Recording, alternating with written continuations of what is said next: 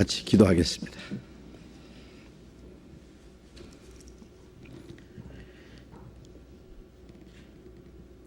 자비로우신 우리 아버지 하나님, 우리를 사랑하시고 영원한 죽음의 권세에서 구원해 주시고 영원한 하나님 나라에 들어갈 수 있는 놀랍고 영광스러운 소망을 주신 그 크신 은혜를 인하여 진심으로 감사와 찬송과 영광을 우리 아버지 하나님께만 돌립니다. 주님의 피로 구속함을 받은 저희들, 이 땅에 우리의 남은 생에는 오직 하나님의 뜻과 영광을 위해서만 있는 줄 믿습니다. 우리의 몸도 영혼도 모두 주님의 피로 사사오니 주의 것입니다. 이제 우리의 육체의 남은 때를 다시는 우리의 육신의 소욕을 따라 행하지 아니하고 하나님의 거룩하신 뜻을 따라서, 그리고 주님이 우리에게 맡기신 거룩한 역사를 위해서만 올바로 살아갈 수 있도록 주님 능력의 손으로 붙들어 주시고 인도해 주옵소서. 이 시간 또 우리가 함께 모여서 말씀을 배울 수 있도록 인도해 주신 주님 감사합니다. 대지에 봄비를 내려서 만물이 약동하게 하시는 것처럼 우리에게 하나님의 은혜의 담비로 항상 채워주셔서 우리의 영혼이 날로 새로움을 얻고 하나님의 영광을 위한 아름다운 열매가 풍성히 맺히게 해 주시옵소서. 각 사람 마음과 생활 속에 여러 가지 어려운 일들, 고민되는 일들, 시험되는 일들도 많습니다. 각 사람 필요에 따라서 합당하신 은혜를 허락해 주시옵소서. 이 시간 참여하지 못한 형제 자매들도 주님이 일일이 보살펴 주시고 어느 곳에 있든지 주님을 더 의지하며 주님의 말씀을 사모할 수 있도록 한 사람도 실족하지 않고 하나님의 자녀로 부끄러움이 없이 살아갈 수 있도록 더욱 지켜주시고 인도해 주시옵소서. 이 시간 우리에게 또 필요한 말씀을 허락해 주시옵소서. 주 예수님 이름으로 기도드렸습니다. 아멘.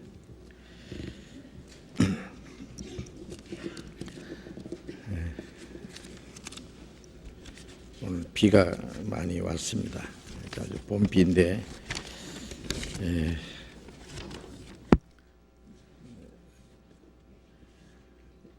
나무들이 아마 싱싱하게 잘 자랄 것 같습니다. 하나님의 은혜를 담비와 같다고 이렇게 말씀하셨는데 우리의 영혼에도 하나님이 때를 따라서 담비처럼 우리의 영혼을 촉촉하게 적셔 주시고 우리의 심령이 날로 새롭도록 또 하나님의 영광을 위해서 우리의 영혼이 자라갈 수 있도록 또 열매를 맺을 수 있도록 항상 그 은혜와 생명으로 채워주심을 믿습니다. 먼저 질문을 받겠습니다. 여기 질문해 주신 것 있는데요. 저는 얼마 전에 구원받은 자매입니다. 저희 부모님께서는 성당을 열심히 다니시고 많은 활동과 기적을 믿고 따릅니다. 저도 얼마 전까진 그랬었지만 말씀을 들으면서 배우면서 이젠 옳고 그른 게 무엇인지, 그동안 제가 성당에서 사랑한 건 주님이 아니라 그 예식이 없다는 것을 알았습니다. 하지만 아직 모르는 것도 참 많고 궁금한 것도 많습니다. 특히 성당에서의 성모 마리아에 대한 공경과 성모 성천이라 하여 성천하셨다고 하는 것, 그리고 예수님께도 형제가 있었다는 게 너무도 큰 충격이었고 자세히 알고 싶습니다. 신앙생활에 있어서 그리 중요한 질문이 아닐 수도 있지만 그동안의 고정관념을 깨트려 가는 게 참 힘들고 그동안의 시간들이 부끄럽고 속상하고 저희 부모님께도 제가 지혜롭게 가르쳐 드리고 싶습니다. 이런 내용인데요. 이제 구원받은 지 얼마 안 되는 자매님인데 오랫동안 부모님을 따라서 이제 캐톨릭 성당에 열심히 다니고 그 중에서 또 많은 활동도 하고 그랬답니다. 이제 부모님께서는 특별히 그 중에 그 활동도 하고 기적을 믿고 따른다고 했습니다. 천주교에서도 많은 기적이 있는 것 같습니다. 기적은 다른 종교에도 있습니다.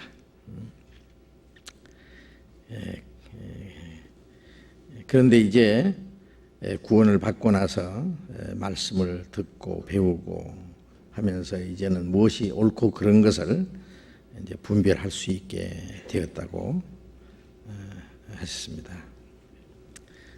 그동안 성당에 다니면서 사랑한 것은 주님을 사랑하는 것이 아니고 그 예식이었다는 걸 알았다 그랬는데요. 이 문제를 좀 잠깐 생각해 보면은 그 천주교 러시아에 가니까 러시아 정교회도 같은 겁니다. 아주 교회당을 웅장하게 아주 아름답게 잘 꾸며놨어요. 가장 최근에 그 모스크바예요. 예수 구원 교회라고 하는 걸 교회당을 하나 만들어 놨는데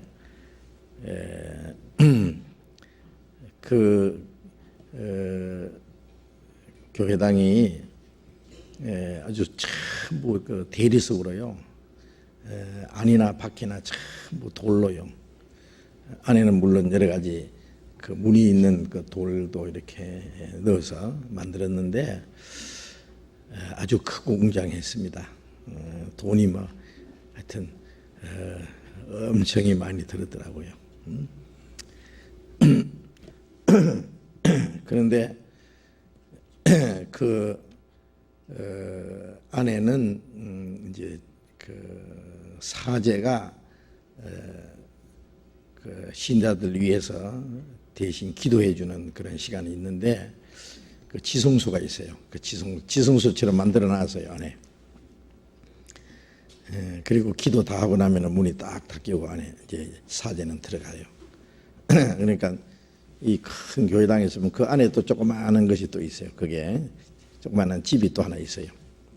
그게 이제 지성소라고 일컫니다. 구약 성경에 오면은 이제 성전 안에 성소, 지성소가 있는 것처럼 이제 그렇게 만들어 놨어요. 그리고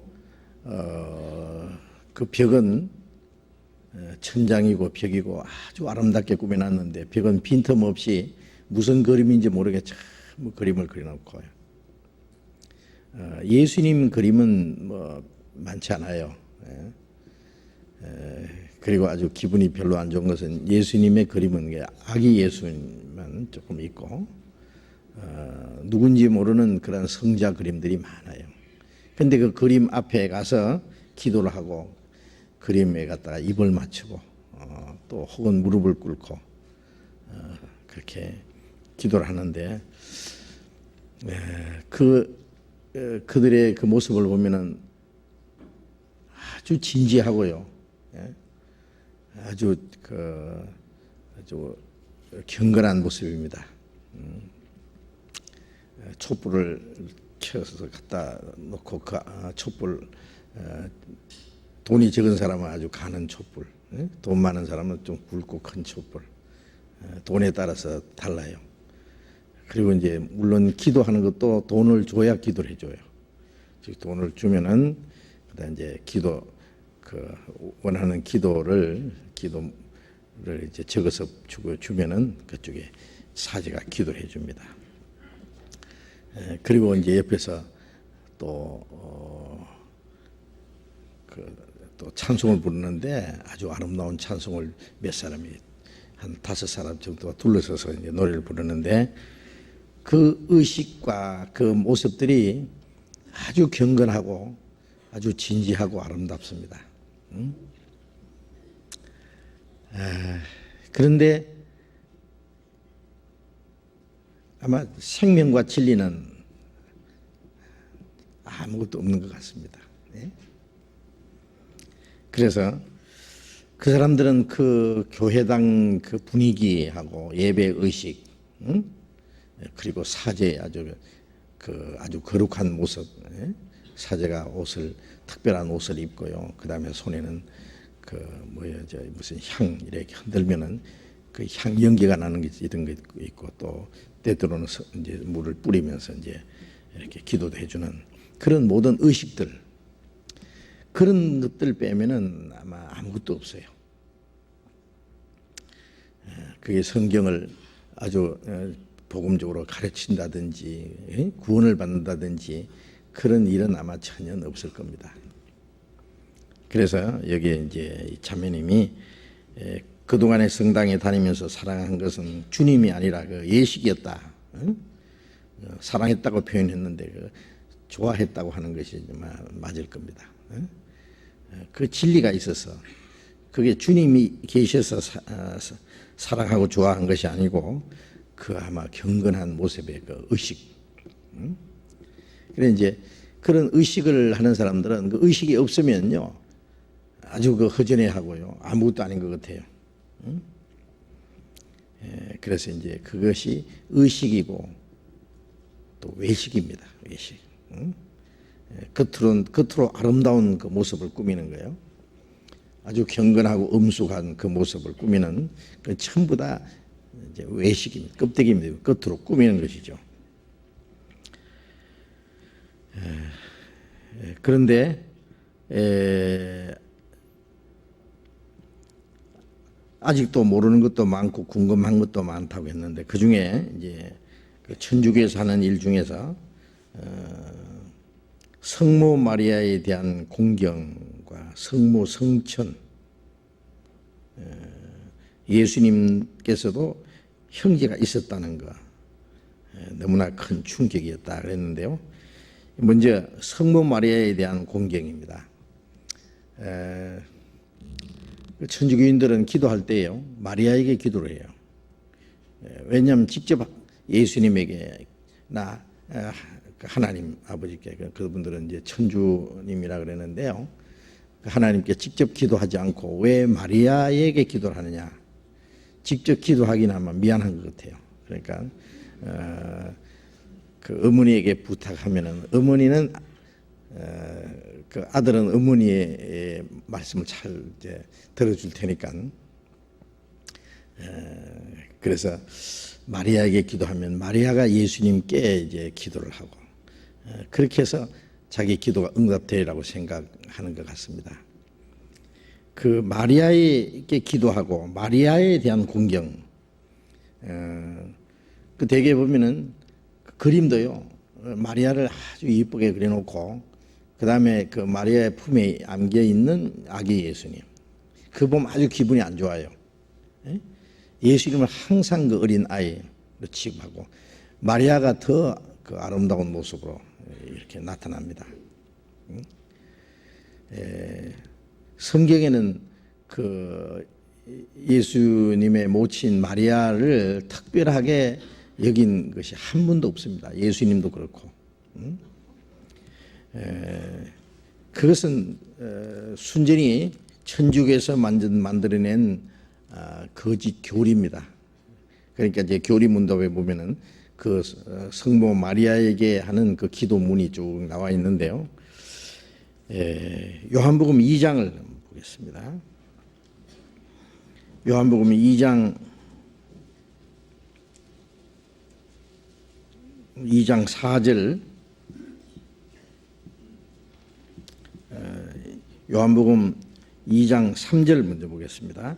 포도주가 모자란지라 예수의 어머니가 예수에게 이르되 저희에게 포도주가 없다 하니 예수께서 가라사대 여자여 나와 무슨 상관이 있나이까 내 때가 아직 이르지 못하였나이다.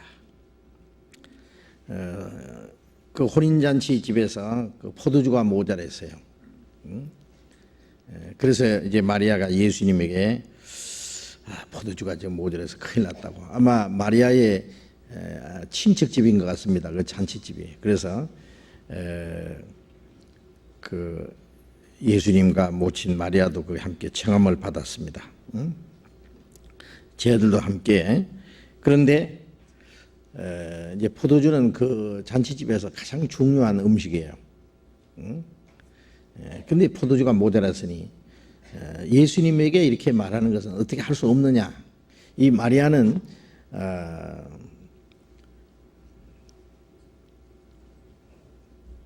뱃속에서부터 예수님이 그 하나님의 능력으로 나신 걸 압니다. 성령으로 잉태했다는 걸 알고 어릴 때부터 하나님의 능력이 예수님에게 함께 있다는 걸 마리아는 알고 있습니다. 예수님이 공식적으로 아직 아무런 이적을 행하지 않았어요. 예수님이 어떻게 할 수 없느냐는 부탁입니다.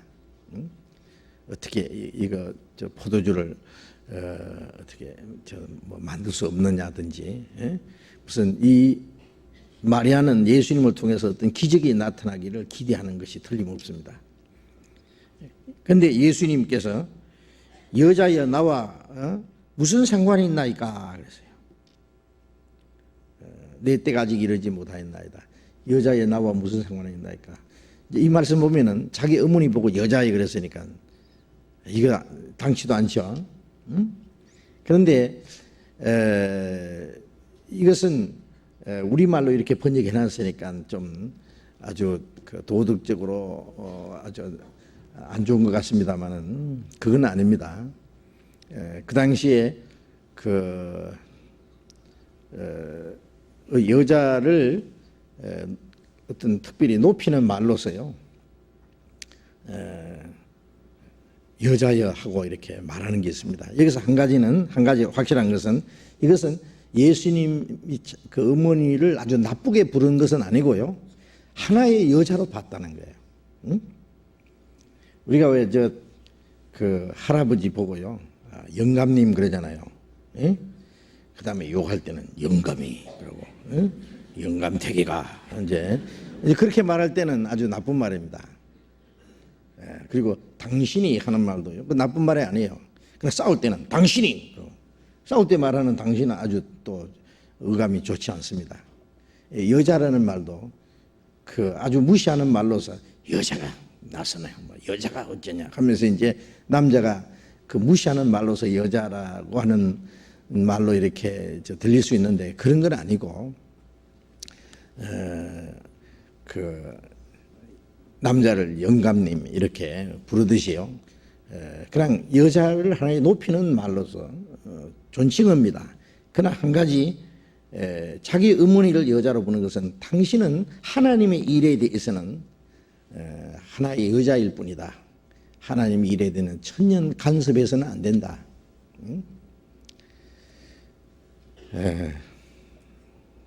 나와 무슨 상관이 있나이까? 그 말은요. 하나님의 일에 대해서 당신과 나와 무슨 상관이 있느냐고요. 마리아는 예수님을 탄생시키기 위해서 그 태를 10달 동안 빌린 것 외에는 마리아가 특별한 건 아무것도 없습니다. 이제 하나님의 일을 하는 공생애에 들어가서 마리아는 예수님에게 뭘 부탁한다든지 뭐 이제 어떤 예를 들면은 뭐 자기 아들이 대통령이 됐다고 해서 무슨 청탁을 한다든지 이제 그것처럼 예수님에게 무슨 능력이 있다고 해서 마리아가 예수님에게 자기가 뭘 부탁해서 그 하도록 하는 그런 일은 전혀 없는 거예요. 나와 무슨 상관이 있나이까 하는 거는 하나님의 일에 대해서는 마리아는 아무 상관도 없는 거예요. 내 때가 아직 이르지 않았나이다. 마리아가 예수님께 부탁할 때는 예수님이 일하실 때가 아닙니다. 그런데 나중에 실제로 예수님은 그 물로 포도주를 만드셨거든요. 그 잔치집에서요. 그것은 마리아가 부탁했기 때문에 만드신 건 결코 아닙니다. 그래서 내 때가 이르지 않았다는 것은 그것은 시간적인 때라는 것보다도 마리아가 부탁할 때는 예수님이 그 일을 하실 때는 아니에요. 마리아가 부탁한 것과는 전혀 상관없이 그 포도주가 떨어진 잔치집은 뭘 말하느냐, 이 사람들의 마음 상태를 가르치는 거예요. 이 세상 사람들은 잔치는 희락을 위하여 베푼 것이요 포도주는 마음을 기쁘게 하는 것이라. 잔치는 희락을 위해서 베푼 것처럼 기쁨을 사람들은 이제 얻기 위해서 여러 가지 이제 잔치를 하듯이 여러 가지 일들을 합니다. 그러나 그 잔치를 그 흥을 돋우게 하고 그 마음을 기쁘게 하는 것은 포도주인데, 포도주가 못했다는 것은 그 기쁨은 잠시 후에 끝나버리고 그 마음속에 진정한 기쁨이 없다는 거예요. 죄 가운데 태어나서 하나님 죄로 말미암아 저주받은 땅에 살면서 죽은 후에 심판과 멸망받을 운명에 있는 이 죄인들이 이 땅에서 잠시 기뻐한다고 해서 그 진정한 기쁨이 되겠어요? 그건? 그 잠시 후에 기쁨은 다 사라질 겁니다. 그래서 그 포도주가 떨어진 그 잔치집은 이 세상 모든 사람들의 마음 상태를 가르치는 거예요. 그런데 예수님이 그 잔치, 포도주가 떨어진 잔치집, 이제 기쁨이 다 꺼지고 끝나고 이제 참 그 답답한 가운데 있는 잔치집에 예수님이 더 나은, 아마 예수님이 만드신 포도주보다 더 맛있는 포도주는 아마 세상에 없을 겁니다. 그래서 그 연회장이 야, 이 좋은 포도주를 이 세상에 나왔네, 어디서 나왔느냐고 이 포도주가. 그랬는데 그것은 주님이 우리의 영혼을 구원해 주심으로 우리의 마음속에 진정한 기쁨, 평안을 주실 걸 말씀합니다. 주께서 내 마음에 두신 기쁨은 그 시편 그 4장 7절에 있는 말씀대로 주님이 주신 그 기쁨, 그 기쁨은 저희의 곡식과 새의 포도주에 풍성할 때보다 더하니이다 라는 말씀처럼요, 주님이 우리 영혼을 구원해 주심으로 참 슬픔과 절망 속에 있는 우리에게 하나님의 기쁨과 평안을 주실 것을 이제 보여주시기 위해서 첫 번 그 포도주를 만드신 거예요. 기적을 행하신 겁니다. 첫 번 기적이 이 요한복음 2장에 그 물로서 포도주를 만든 그 기적입니다. 그러나 그 기적은 마리아가 예수님께 부탁해서 만든 것은 결코 아니라는 사실을 우리가 알아야 됩니다. 그 예수님이 분명히 말씀했습니다. 여자와 나와 무슨 상관이 있나이까? 마리아가 부탁했기 때문에 된 것이 아니라는 것을 예수님이 여기서 아주 결정적으로 말씀해 주신 겁니다. 그리고 이제 마태복음 12장을 잠깐 봅시다. 마태복음 12장. 마태복음 12장 46절입니다.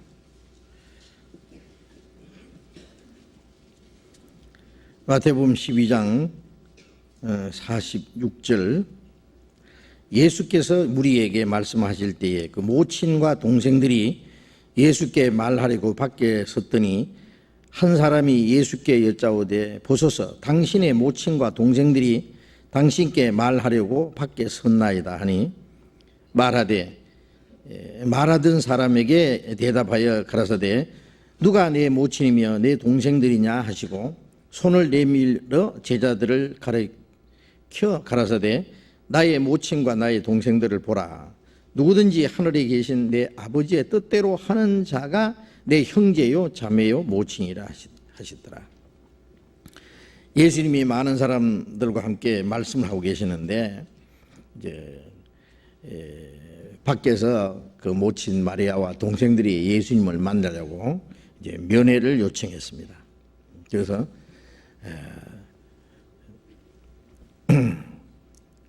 밖에서 당신의 모친과 동생들이 당신을 만나서 말하려고 이제 기다리고 있습니다. 그러니까 예수님이 그러냐고 이제 하시던 말씀을 멈추고 나가실 것 같은데요. 말씀하시기를 누가 내 모친이며 내 동생들이냐.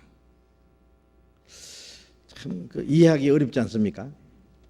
모친과 동생들이 밖에 기다린다고 하는데 누가 내 모친이며 내 동생들이냐. 죄들 갖추면서 누구든지 하나님의 뜻대로 행하는 자가 내 형제요 자매요 모친이라. 자, 왜 이 말씀을 하셨을까요? 네? 예수님이 말씀 한마디 한마디 하실 때마다 아주 중요한 그 교훈을 주시기 위한 겁니다. 마리아를 예수님의 모친이라고 높이 세우고 그 형제들을 예수님의 형제라고 동생들이라고 특별히 아주 여기는 귀중히 여기는 그 생각을 완전히 깨트리려는 거예요. 누가 내 모친이며 내 동생들이냐?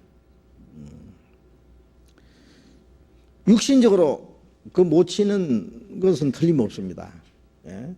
그러나 육신적인 모친보다 더 중요한 것은 영적인 그 모친, 형제, 자매, 영적으로 이루어진 것. 하나님의 누구든지 하나님의 뜻대로 행하는 자는 내 형제요 자매의 모친이라. 이제 우리가 구원을 받으면은 예수님께서 했잖아요. 너희는 다 형제니라. 부활하신 예수님이 내 형제들에게 가서 나의 아버지 너희 아버지. 이제 예수님이 죽으시고 부활하심으로 우리를 구원하셨기 때문에 우리는 이제 하나님의 아들들이 됐고 우리는 주님과 형제가 됐고 이제는 나의 아버지가 너희 아버지다. 그 영적으로 형제 자매가 되는 것, 영적인 그 가족관계, 하나님의 권속이 되는 것을 육신적인 형제 자매가 보다도 훨씬 더 귀하다는 것을 여기에 가르쳐 주시기 위한 말씀입니다. 그러니까 이 말씀을 보면은 예수의 모친 마리아, 예수님이 그 태를 빌려서 난 것 외에 마리아하고 예수님하고는 아무 상관도 없어요, 사실은. 그 태만 빌린 거예요, 태만 빌린. 그리고 마리아를 특별히 높인다든지, 마리아가 특별히 거룩하다든지,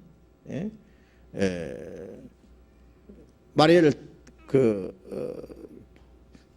특별히 생긴다든지 이런 거는 있을 수가 없어요. 예수님께서 그런 것을 다 배제하신 겁니다. 완전히. 그리고 여기 이제 예수님의 두 동생들이 있다는 거 여기도 나오는데 동생들.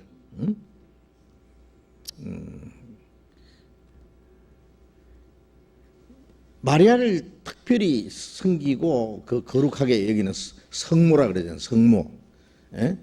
거룩한 어머니.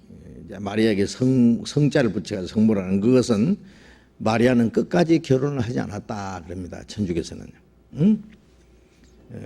끝까지 동정녀로 지났다. 그런데 그 동생들은 누구냐 그러면 마리아가 예수님을 낳은 이후에 요셉과 결혼을 했어요. 아들을 낳기까지 동침치 아니하더니 남의 이름을 예수라니라. 낳기까지 요셉과 동침하지 않았고 예수님을 낳은 이후에 요셉과 결혼을 해서 이제 동생들을 낳았어요. 마리아가 자녀를 낳았어요. 마리아는 예수님을 낳을 때는 처녀였지만 그 후에 결혼한 사람입니다. 그래서 이제 마리아를 아주 거룩하게 하고 마리아가 성천했다. 여기도 이제 마리아가. 그런데 당치도 않은 말입니다. 죽지 않고 그냥 살아서 올라갔다고. 마리아를 특별히 그 섬기기 위해서요 지어낸 말입니다. 그 마리아를 거룩하게 이제 결혼도 안 했다. 아주 마리아가 끝까지 아주 거룩하게 살다가 갔다. 성천까지 했다. 이제 우리 성지순례를 하다 보면은 마리아를 섬기는 교회당이 있어요. 그 마리아가 이제 나중에 예수님이 돌아가신 후에 마리아가를 이제 사도 요한이 모셨는데 어떻게 살다가 갔다. 그래가지고 마리아가 살던 집도 뭐 아주 신성시하고 하는 그런 것이 있는데 그건 다 지어낸 이 얘기라고 생각합니다. 마리아가 그 결혼한 후에 자녀를 낳았습니다. 13장 보겠습니다. 마태복음 13장 53절. 53절 또 보겠습니다. 예수께서 이 모든 비유를 마치시고 그 길을 떠나서 고향으로 돌아가사 저희 회당에서 가르치시니 저희가 놀라 가로되 이 사람의 이 지혜와 이런 능력이 어디서 났느뇨? 이는 그 목수의 아들이 아니냐? 그 모친은 마리아, 그 형제들은 야고보, 요셉, 시몬, 유다라 하지 않느냐? 그 누이들은 다 우리와 함께 있지 아니하냐?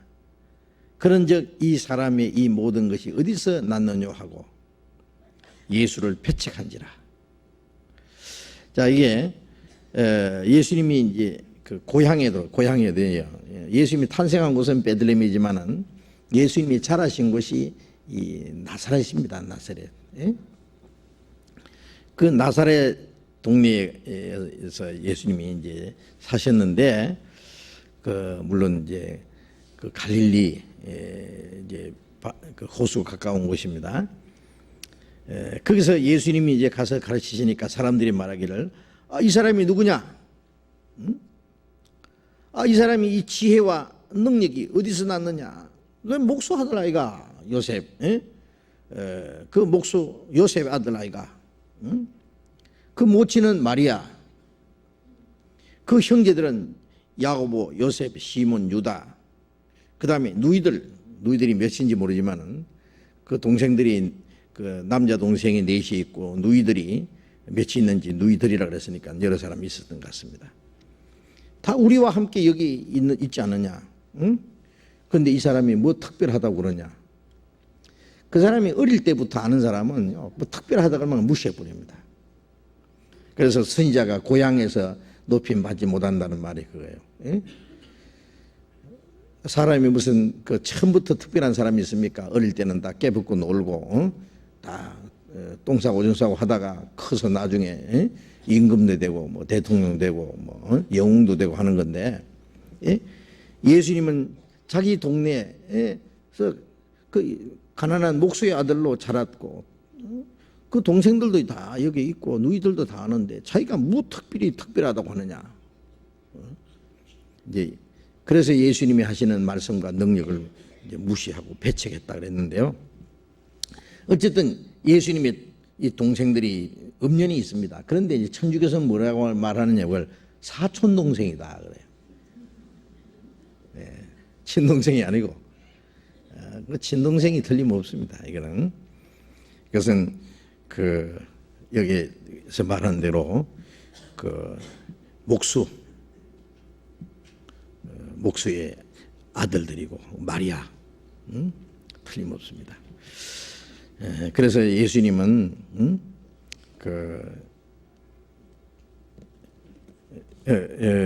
이 마리아는 끝까지 동령노로 산 것이 아니라 예수님을 낳은 이후에 결혼을 한 것이 틀림없습니다. 마태복음 1장도 봅시다. 1장 25절에 아들을 낳기까지 동침치 아니하더니 나음의 이름을 예수라 하니라. 아들을 낳기까지 동침치 아니하더니 이 말씀은 낳기까지 동침치 않다가 낳은 후에는 어떻게 했다는 거예요? 요셉이 마리아와 같이 생활했습니다. 그래서 마리아를 신성시하는 것은 아주 잘못된 겁니다. 그리고 이제 그 천주교에서 그 의식적으로 하는 것들, 그것은 예수님 시대 유대 종교가도 그 웅장한 교회당이 있고 그 제사장들과 그 종교 의식 있잖아요. 제사 의식. 그들이 만들어낸 그 어떤 예배 의식들, 예수님 시대도 있었습니다. 그런 것들이. 마가복음 7장을 봅시다. 마가복음 7장 6절.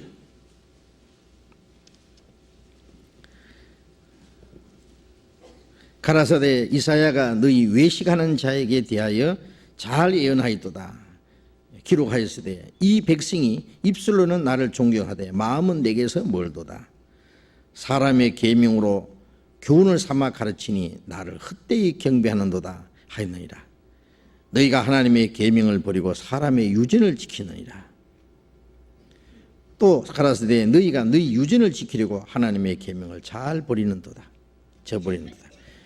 여기 예수님께서 그 당시에 그 외식하는 그 종교가들에게 말씀하시기를 이사야 선지자가 너희 외식하는 자들에 대해서 잘 예언했다. 이 백성이 입술로는 나를 존경하되 마음은 내게서 멀도다. 입술로도 존경하고 외급 겉으로도 아주 경건하게 하나님을 존경하는 거죠. 섬기는 것 같습니다. 그러나 그들의 마음은 하나님과 멀다. 예수님께서 요한복음 5장 42절에도 너희 속에 하나님을 사랑하는 마음이 없는 줄 알았다. 마음은 하나님과 멀고 마음으로 진심으로 하나님을 사랑하는 마음은 없다. 사람의 계명으로 교훈을 삼아 가르치니 나를 헛되이 경배한다. 이걸 다른 번역에는 사람의 교훈으로 하나님의 말씀을 대신해서 가르치니 이렇게 다른 번역에는 되어 있는데 사람의 교훈으로 하나님의 말씀을 대신해서 가르치니 나를 헛되이 경배하는도다. 헛되이 경배하는 거예요. 그러니까 인간이 만들어낸 그 교리, 인간의 그 교훈, 그걸 가지고 하나님의 말씀을 대신해서 가르치는 거예요. 그러니까 이제 천주교에서는 특별히 성경 말고 그 교리 문답 있잖아요. 그걸 외우고 그걸 가지고 그 기도문도 있고 그러는데 왜 그러냐 물었더니 성경은 어렵고 성경을 읽으면 해석해 하면은 죄니까 그렇게 쉽게 이제 풀이해 놨다. 그런데 그것이 성경과는 틀린 겁니다. 다. 그게 하나님 말씀과 전혀 다른 이제 사람이 만든 교훈이 틀림없습니다. 디모데후서 3장을 봅시다. 디모데후서 3장. 디모데후서 3장 5절 같이 읽겠습니다. 경건의 모양은 있으나 경건의 능력은 부인하는 자니 이 같은 자들에게서 네가 돌아서라. 경건의 모양은 있으나 경건의 능력은 부인하는 자니. 이것은 뭐 천주교인들 러시아 정교회나 그런 것뿐만 아니고 지금 이제 개신교들도 그래요. 개신교들도 생명이 없으면은 항상 이제 외모를 꾸밉니다. 생명과 진리가 없으면은 껍데기라도 있어야 될 거 아니에요. 이제 그러니까 웅장하고 아주 웅장할 뿐 아니라 교회당을 아주 아름답게 만듭니다. 아주 특별히 막 아름답게 온갖 걸 다 꾸며요. 그래가지고는 마치 절간에 들어가면 뭐가 나올 것처럼 막 용도 있고 막 굉장히 그 안에 막 들어가면 진짜 뭐 귀신이라도 나올 것처럼 이제 만들어 놓은 것처럼 이 교회당 안에는요 정말 그 하나님이 계신 것처럼 막 정말 그 예루살렘 그 성전 비슷하게 이제 꾸며놨는데 그리고 이제 예배 의식을 아주 경건하게 엄숙하게 아주 세련되게 그 예배 순서도 잘 꾸며놨잖아요. 그게 그 생명과 진리를 대신하는 겁니다. 그건 속임수예요, 속임수. 하나님은 외모를 보시지 아니하고 중심을 보신다 그랬잖아요. 하나님은 껍데기 교회당이 얼마나 웅장하냐, 얼마나 아름답게 꾸몄느냐. 정말 이 성당들 보면 아름답게 꾸며놨어요. 그리고 그 유리창에도 말이에요. 여러 가지 그림들 그려놓고 그다음에 이제 모자이크 돌로 모자이크 해놨는데 그 돈이 얼마나 많이 들었을지 몰라요. 전부 돌로서 이렇게 그림을 그려놓고요. 그리고 러시아 정교 같으면은 막 그 꼭대기에는요 이렇게 그 양파처럼 이렇게 이렇게 삐쭉하게 만들어놨는데 그 회교 사원이 비슷해요. 그런데 그래서 러시아 정교도요 그 양파처럼 둥글게 그래가지고 어떤 데는 막 그런 것이 막 여러 개 돼요. 이제 그리고 그걸 진짜 금으로 입혀놓은 데가 많아요. 금으로. 예루살렘 회교 사원에도 금으로 입혀놨잖아요. 그 금이 뭐 몇 톤이 들어갔다고 그러던데요. 이 하나님은 변치 않는 하나님이라고 그걸 상징하는 거라고 이제 금으로 입혀놨다는데, 하여튼 그 아주 아름답게 꾸며놨어요. 하나님이 그런 걸 보시고 좋아하시겠어요? 예? 솔로몬이 지은 성전 정말 아름다웠습니다. 그러나 그들이 우상 숭배하고 율법을 버릴 때요, 그 불과 400년 만에 말이요, 바벨론을 보내서 다 불질러 버리고 박살을 내버렸어요. 솔로몬이 지은 성전. 예. 그 속에 그 하나님을 섬기는 것이 없는데 그 껍데기에 무슨 소용이 있겠어요? 싹 없애버린 거예요, 그냥. 예. 경건의 모양은 있으나 경건의 능력은 부인해. 경건의 능력이 뭐겠어요? 우리가 하나님의 말씀대로 살아가는 생활입니다. 예? 구원을 받아야만 그 속에 생명이 있고 하나님을 섬기는 경건함이 있을 수 있습니다. 그래서 하나님은 외모를 보시지 않고 중심을 보신다. 우리 마음속에 하나님을 얼마나 사랑하는지, 그리고 그 하나님의 진리를 얼마나 사모하고 하나님의 뜻대로 살기를 원하는 마음이 있는지. 그 솔로몬이 지은 성전도 파괴되기 전에요, 예레미야 5장 1절에 보면은 하나님이 예레미야에게 말씀하시기를 이 예루살렘 그 넓은 거리를 왕래하며 쳐다보고 알라. 만일 그 예루살렘 안에서 공의를 행하며 진리를 구하는 사람을 한 사람만 찾으면 내가 이 성을 용서하리라 그랬어요. 예? 예루살렘 안에 죄 지은 사람들이 많고 잘못된 게 많지만은 그래도 하나님 공의를 행하며 진리를 구하는 사람 한 사람만 있으면 내가 이 성을 사하리라고, 용서하리라고. 그 솔로몬이 지어놓은 웅장한 성전 안에 제사장이 있고 율법사가 있고 선지자들이 있고 예배 의식이 있고 안식일을 지키고 제사를 하고 했지만은 공의를 행하며 진리를 구하는 사람이 한 사람도 없었다는 게 놀랍지 않습니까? 그래서 바벨론을 불러다가 아주 예루살렘 성전을 박살나게 하고 몽땅 바벨론을 잡아간 겁니다. 그때부터 바벨론, 페르시아, 헬라, 로마, 예수님이 오실 때까지 600년간 강대국이 짓밟히게 했어요. 그렇게 처참하게 멸망하기 시작한 것이 예루살렘 안에 하나님이 찾는 사람이 한 사람이 없었습니다. 예? 그 놀랍지 않습니까? 예. 겉으로는 웅장하고 경건하고 하나님을 잘 섬기는 것 같은데 하나님이 보실 때는 하나님이 찾는 사람이 한 사람도 없다. 예? 경건의 모양은 있으나 경건의 능력은 부인하는 자니 이 같은 자들에서 네가 돌아서라. 예. 그게 미혹되면 안 됩니다. 예배 의식이 얼마나 지금 세련됐어요. 다 같이 예배 시작합시다. 예. 주일마다요. 많이 들었어요. 또 목사님 목소리도 얼마나 또 뭐 아주 거룩하게 막 약간 떨리는 소리로, 예? 예배하는 자가 신령과 진정으로 예배할지니라. 예배 시작하고 예배 마치고 그런 게 성경이 어디 있느냐고. 예? 있으면 찾아내보세요. 근데 그걸 다 하고 있어요. 예. 예배는 어떤 일정한 장소에서 일정한 시간에 일정한 의식에 의해서 시작이 되고 끝나는 것이 성경에 어디 있느냐고. 있으면 날 잡아가시오. 예. 없어요. 아무리 봐도. 예수님이 제 아들에게 자 우리 예배 시작하자. 이제 예배 마쳤다. 신약 성경에 어디에 그런 게 있느냐고. 그런데 누가 특허도 없이 그런 걸 만들었는지 몰라. 예? 그게 뭐냐면은 저 생명과 그 진리를 대신해서 이 껍데기, 의식, 예식, 그걸 대신하는 겁니다. 자, 우리는 거기 너는 이 같은 자에서 돌아서라 그랬으니까 완전히 그런 데서 우리가 벗어나야 됩니다. 호세아 10장 봅시다. 구약성경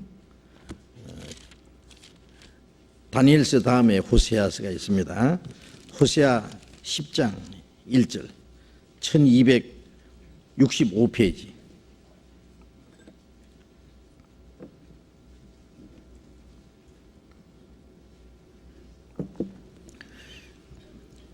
호세아 10장 1절 같이 읽읍시다.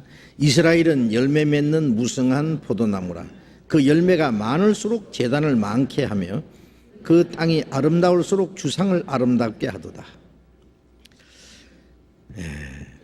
이스라엘은 열매 맺는 무성한 포도나무라. 자, 무성한 포도는 맺혔는데 그 열매가 많을수록 제단을 많게 하고. 무슨 제단이에요? 인간이 만든 제단입니다. 그 땅이 아름다울수록 주상을 아름답게 하도다. 우상을 아름답게 꾸미는 거예요. 2절 저희가 두 마음을 품었으니 이제 죄를 받을 것이라. 하나님이 그 제단을 쳐서 깨치시며 그 주상을 헐으시리라.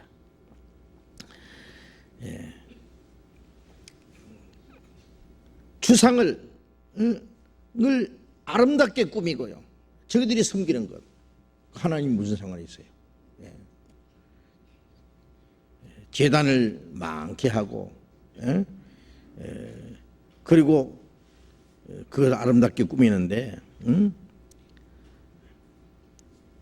그것이 그들로 하여금 하나님께 범죄하는 것이 되고 하나님이 그 제단을 쳐서 깨트릴 것이다고 했습니다.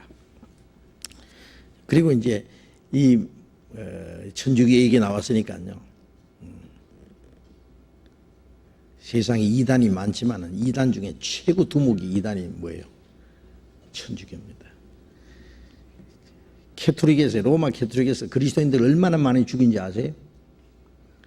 기독교 역사를 한번 배워보세요. 그리스도인들을 많이 죽였습니다. 로마 교황이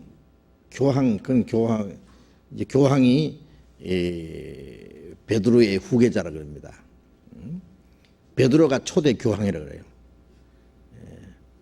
베드로의 허락도 없이 베드로를 초대 교황으로 만들어놨어요. 그래가지고 지금까지 베드로의 후계자라 그러고 그들은 이 교황이 천국 열쇠를 가지고 있다고. 신부는 그 교황의 권한을 대행하는 거라고. 저들이 만든 교리예요. 그리고 누구든지 이 교황을 반대하는 사람은 이단자로 해서 화형을 시켜버려요. 그 이단 신문소라는 걸 만들어 가지고요, 천주교의 교리를 반대하면 무조건 죽입니다. 그냥 아주 그것도 잔인하게 죽여요. 불로 태워 죽이고요. 그 다음에 이제 그 과거에 천주교에서 그 이단자들을 학살하는 걸요, 사진을 그 그림을 그려놨다든지 혹은 그 이단자들을 처형하는 그 기구들을 만들어 봤는데, 전시해놓은 거 봤는데요, 막 그 온갖 잔인한 방법으로요, 뭐 어떤 그 무서운 고문도 그렇게는 안 할 거예요. 그리고 이 사람을 사지를요, 그냥 사방에서요 묶어가지고 말이 끌어가지고 찢어지고, 산 사람을 말이에요. 산 사람을 이렇게 세워가지고 전부 이제 그 송곳 같은 걸 사방 두고 해서 조금 더 움직이지 못하도록, 그리고 계속 그 이제 항복하라고 고문하는데 막 뜨거운 물을 붓고요, 그 물고문도 있고, 하여튼 별별 잔인한 방법으로 그 신문을 하고 그리고 그 처형을 했습니다.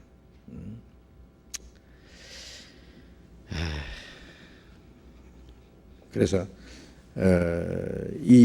그리고 이제 이 마리아 상을 보면요, 마리아 상 있잖아요.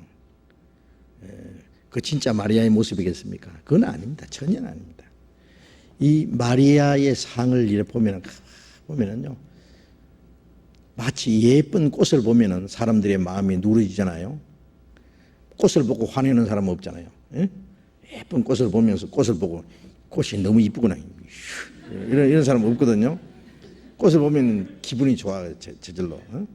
그것처럼 아주 예쁜 그 순이란 여자의 모습을 보면은요, 아무리 강포한 사람 마음도 이래 누그러져요. 그 여자의 모습을 보면 그 심리적인 걸 이용한 거예요. 그래서 여신상이 있습니다. 옛날 그 로마에서 섬기던 신 중에 여신상이 있는데요. 그 여신상 중에 가장 아름다운 여신상의 모습일 거라고 생각합니다. 그 마리아의 상이. 응? 이렇게 자꾸 쳐다보면요, 저절로 이제 뭔가 그리고 성모라고 하니까요, 거룩한 그 여자. 응? 그래서 근데 아마 그 마리아 그 섬기는 걸 천국에서 마리아는 펄펄 뛸 거야 아마. 세상에 저런 수가 있느냐 그러면서. 그 로마 바티칸 성당 안에 베드로의 동상이 있는데요.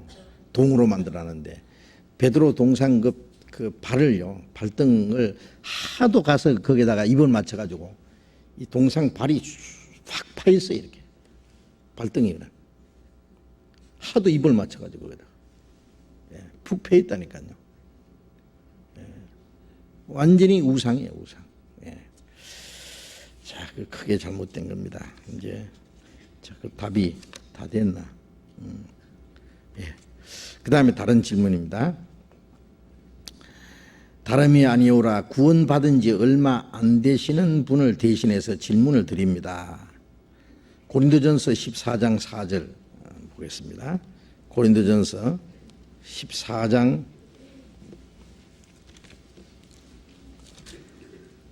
4절. 방언을 말하는 자는 자기의 덕을 세우고 예언하는 자는 교회의 덕을 세우나니. 자, 이 말씀에서 방언을 말하는 자는 자기의 덕을 세우고 예언하는 자는 교회의 덕을 세우나니라고 쓰여 있고요. 그 다음에 고린도전서 13장 8절. 고린도전서 13장 8절에서 10절까지 읽겠습니다. 사랑은 언제까지든지 떨어지지 아니하나 예언도 피하고 방언도 그치고 지식도 피하리라. 우리가 온전한 부분적으로 알고 부분적으로 예언하니 온전한 것이 올 때에는 부분적으로 하던 것이 패하리라. 자, 이 말씀을 읽어보았는데 10절에 온전한 것이 올 때는 부분적으로 하던 것이 패하리라고 했는데 온전한 것이 올 때라는 뜻이 예수님 재림 때를 말하는 것이기 때문에 예수님 재림 때까지 방언을 하는 것이 옳다고 하십니다. 자세히 말씀해 주시기 바랍니다. 이런 말씀입니다. 우선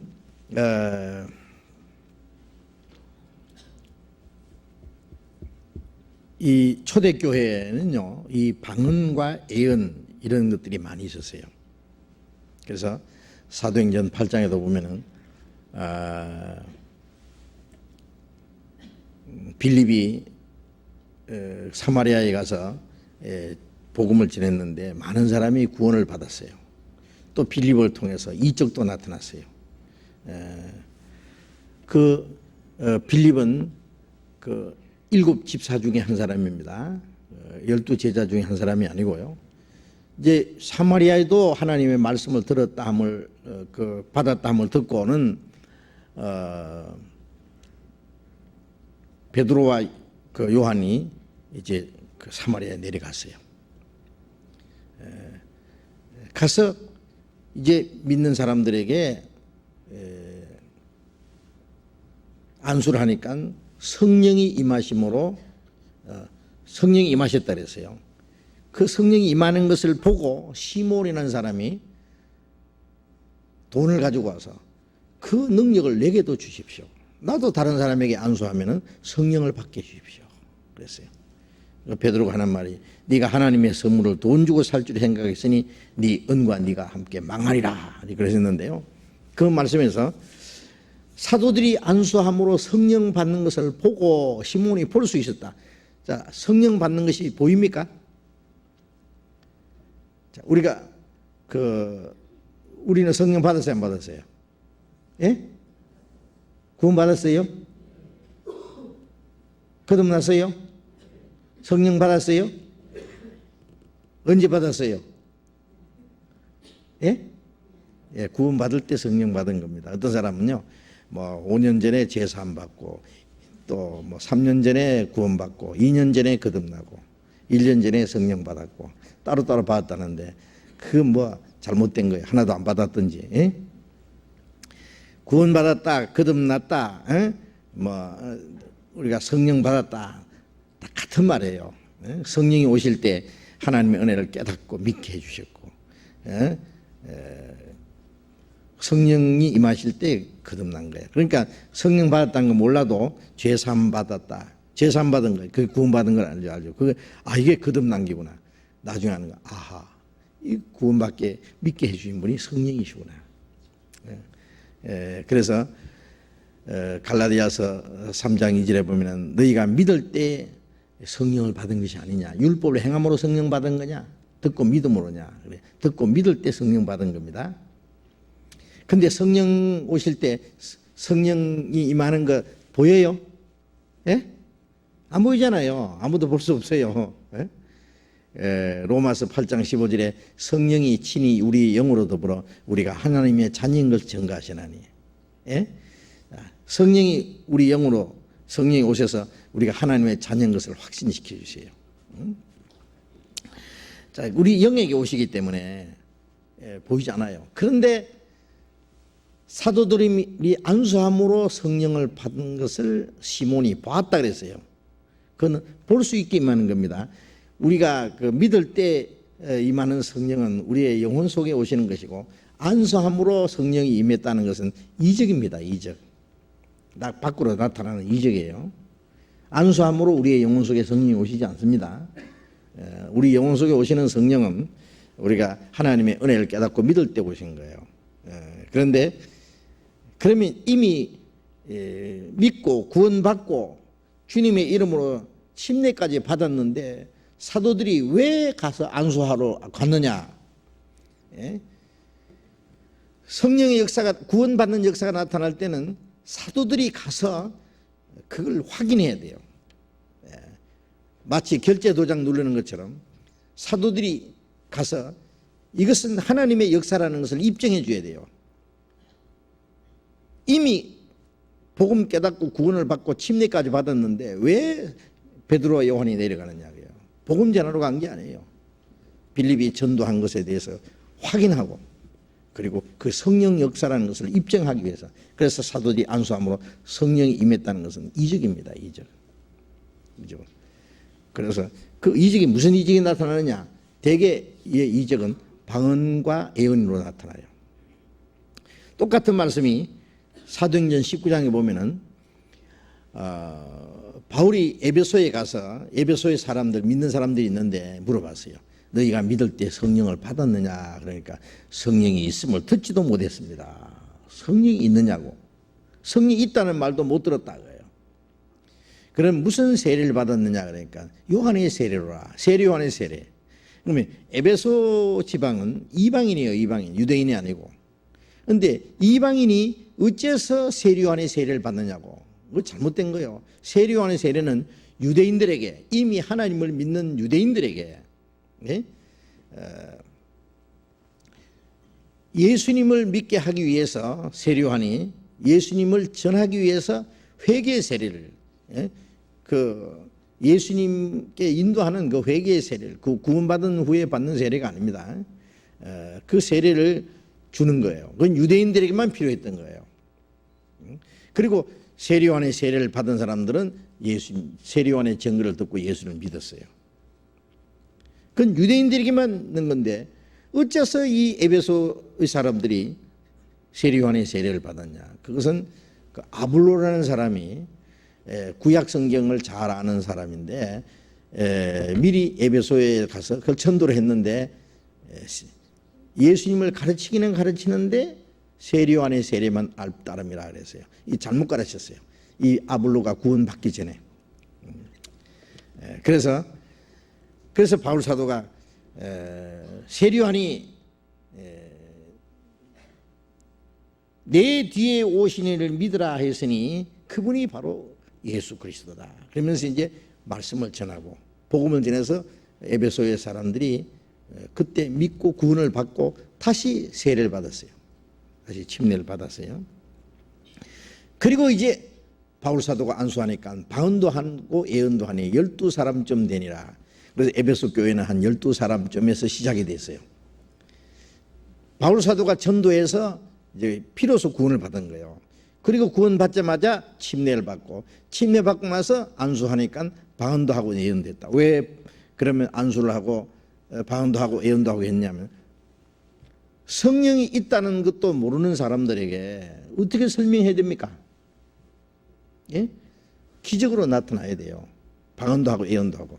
예? 그래서 그 사마리아 사람들에게 가서 안수할 때에 성령 받는 것을 보았다는 것도 방언도 하고 예언도 했기 때문에 시몬이 그걸 볼 수 있었어요. 그거는 밖으로 나타나는 이적입니다. 그래서 이 방언은 왜 있느냐? 고린도전서 14장을 다시 읽겠습니다. 14장 22절. 고린도전서 14장 22절. 그러므로 방언은 믿는 자들을 위하지 않고 믿지 아니하는 자들을 위하는 표적이나, 방언은 믿는 자들을 위하지 않고 믿지 않는 자를 위한 표적이라고 했죠. 무슨 표적이냐? 이 믿지 않는 자라는 것은 믿기는 믿는데 아직 마음에 의심하는 사람, 믿기는 믿는데 이 성령이 정말 함께 하시는지, 이 하나님이 함께 하시는지 아직 마음속에 그 반신반의하는 그런 사람입니다. 이게 믿지 않느냐 하는 자를 위한 표적이라고 했는데요. 예. 그런데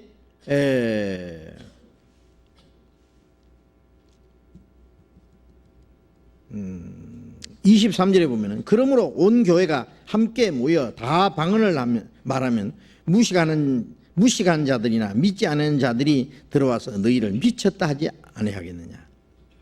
예? 온 교회가 다 함께 방언으로 말하면 무식한 자들과, 이 무식한 자들은 아직도 하나님 말씀을 알지 못하는 사람들과 믿지 않는 자들이 들어와서 너희를 미쳤다 하지 않겠느냐.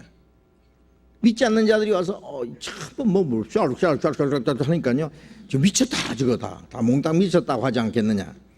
근데 이 말씀하고 믿지 않는 자를 위한 표적이라는 말하고 좀 상반되는 거 있잖아요. 뒤에 믿지 않는 자들은 것은 완전히 안 믿는 사람들이에요. 하나님도 안 믿고.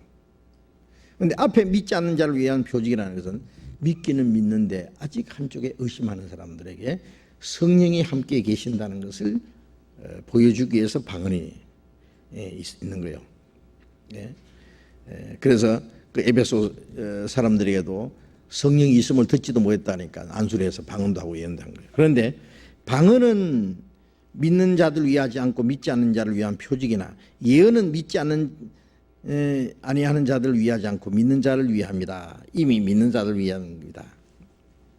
이랬는데, 그래서 이 방언이라는 건 우리가 알죠. 저도 방언을 했기 때문에 제가 방언했습니다. 아시에요? 예. 제가 방언하려고 기도하지 않았어요.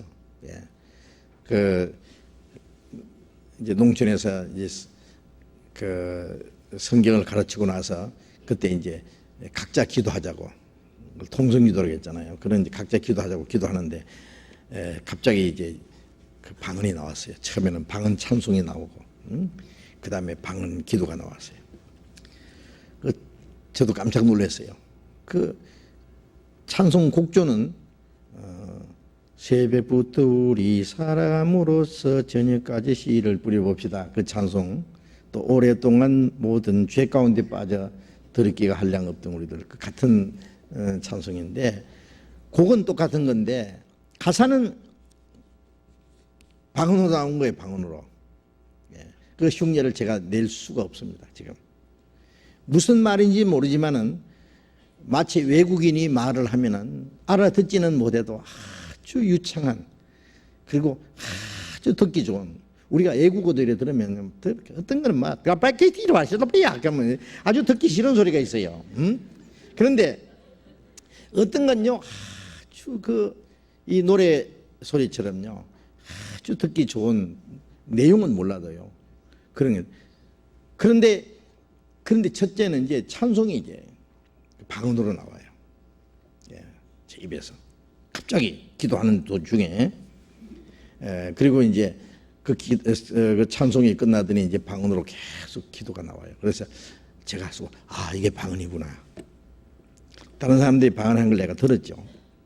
그런데 아주 무슨 말인지 모르지만 아주 듣기가 좋아요. 아주 그 말이, 그 소리가 너무 경쾌하고 좋아요. 이제 안 하려고 해도 계속 나와요. 우리 말로 하려고 해도 소용없어요. 계속 나와요. 그래서 이제 실컷 하도록 내버려 뒀어요. 한참 하다가 이제 탁 끝났어요. 탁 눈을 떠서 보니까 거기에 둘러앉은 사람들이 막 눈을 둥그려가지고 미쳤는가 싶어서 저를 쳐다보고 있는 거예요. 그 후에도 이제 몇 번 그 방언이 있었습니다, 여러분. 그리고 이제 끝났어요. 지금 방언하고 싶은 마음 하나도 없어요. 왜? 방언은 성령 충만한 증거가 아니에요. 이 고린도 교회에 방언이 제일 많이 있었어요. 이 교회에 보낸 서신 중에요, 고린도전서밖에 없어요. 다른 에베소서나 빌립보서나 데살로니가나 뭐 다른 교회는요, 방언에 대해서 한마디도 없습니다. 그런데 이 고린도 교회는 방언이 많았어요. 그래서 방언에 대해서 여러 가지 얘기하고 주의사항도 하고 이랬는데 왜 그랬을까요? 이 고린도 교회가 왜 방언이 많았을까요? 그들이 성령이 충만했을까요? 아니, 고린도전서 3장에 보면은 고린도 교인들은 너희는 아직도 그리스도 안에서 어린 아이, 곧 육신에 속한 자라 그랬어요. 너희에게 시기와 다툼이 있고 도덕적으로 죄도 있고 아주 신앙적으로 유치한 어린 사람들이었어요. 거기에 방언이 있었어요. 방언은 성령 충만의 증거가 아닙니다.